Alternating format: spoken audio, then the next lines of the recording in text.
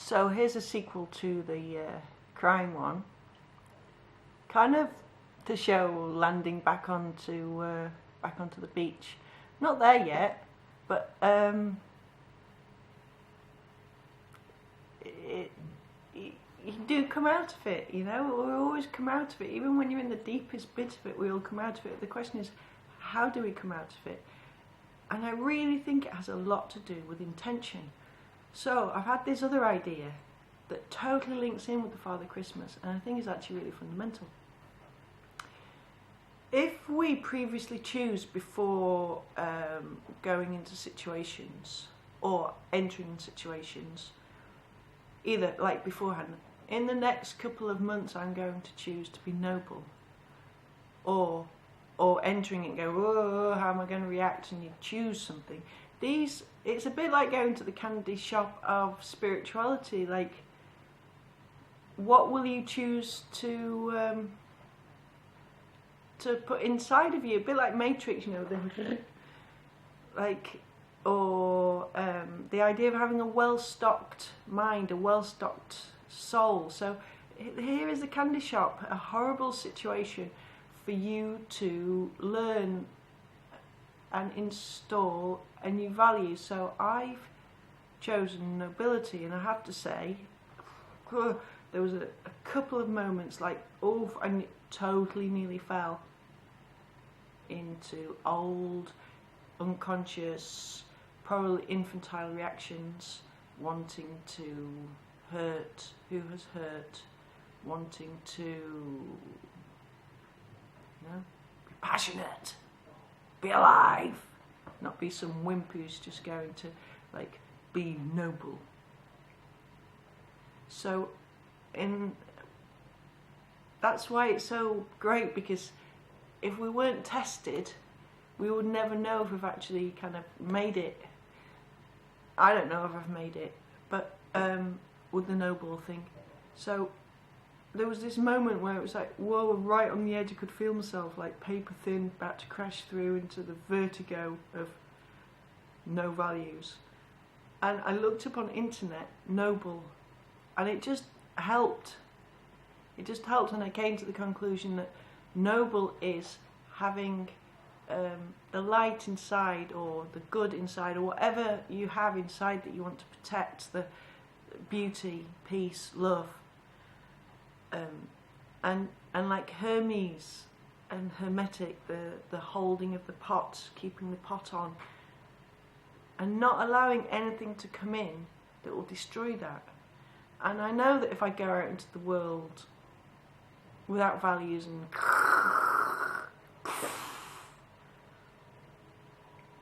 that it will come back on me, and it will affect what's inside of me. So I really think that going into a situation with an intention of some sort to be noble. Next one I've decided this morning, I'm going to try and be gentle. I'm not a very gentle person. I'm going to practice being gentle until I practice it enough and I reach a critical mass that I become gentle. That's the gift. That's Father Christmas's gift underneath the tree. So then I don't know why this has never happened. There are two theories: Father Christmas, and then this other theory of William James.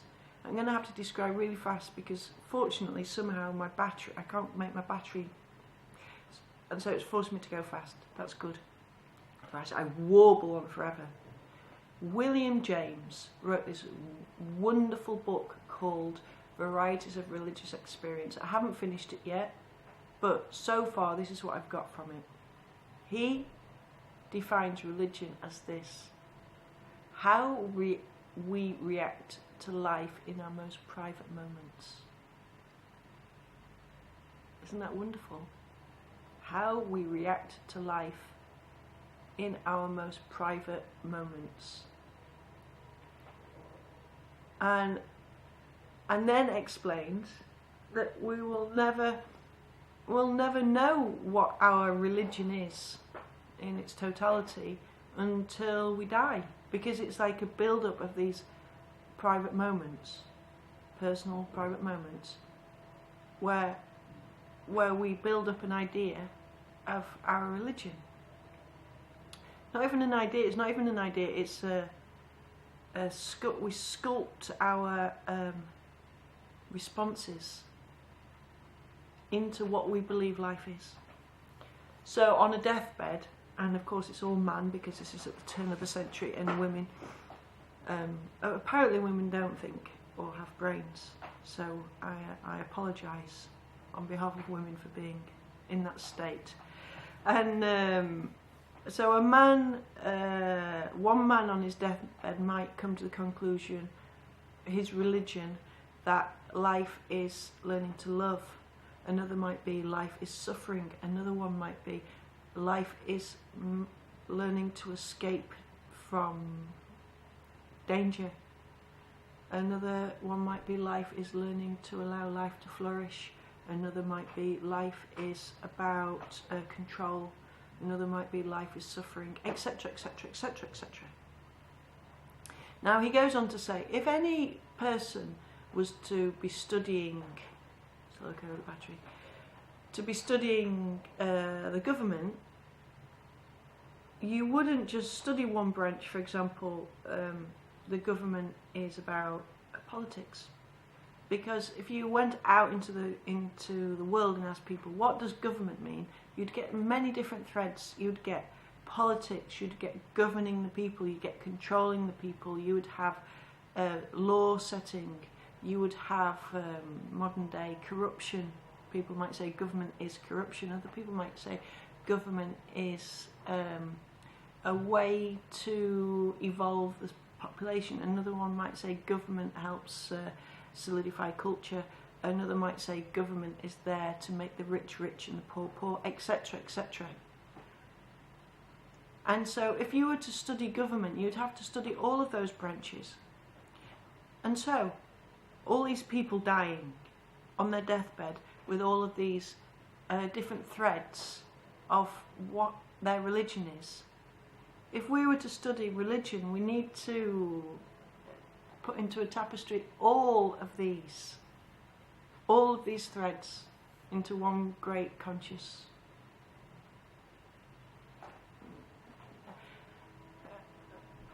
What is religion? You know, it's kind of so impossible to connect all those threads into one picture. And on that, this is a little bit of an extra. I hope I've got enough battery. It doesn't matter where you are on that tapestry as long as you hold your colour, you hold your colour by consciousness. It doesn't matter.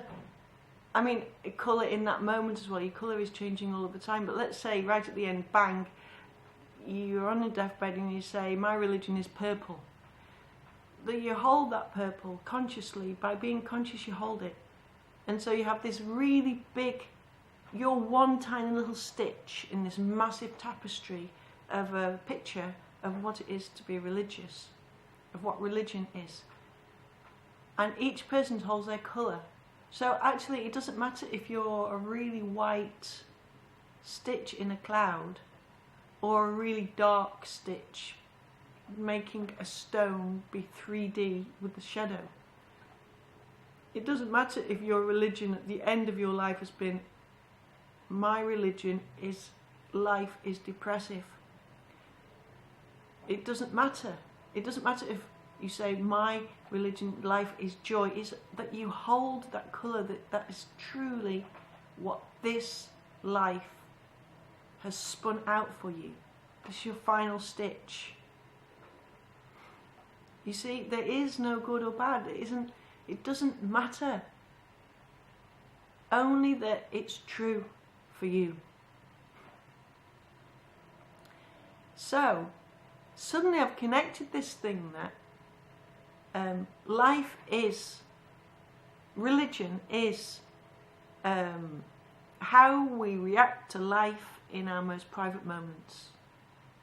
And Father Christmas, I'd never connected that before. So that as we're going through life, if we have an intention of what we want from that situation, it grows in us and becomes us. nobility, kindness, gentleness, whatever we're wanting. And if we're conscious, we obviously want good stuff for us. Who's going to choose, I'm going to get more depressed in this situation? But we can have, the depression is my learning tool about me. And that turns into our religion. You know, it's like the same thing. Like, so it boils down to religion is intention. And suddenly I've realized how important intention is. Conscious intention. In Genesis it says in the beginning was the Word. But in some translations, I think in the Spanish translation it said in the beginning was intention.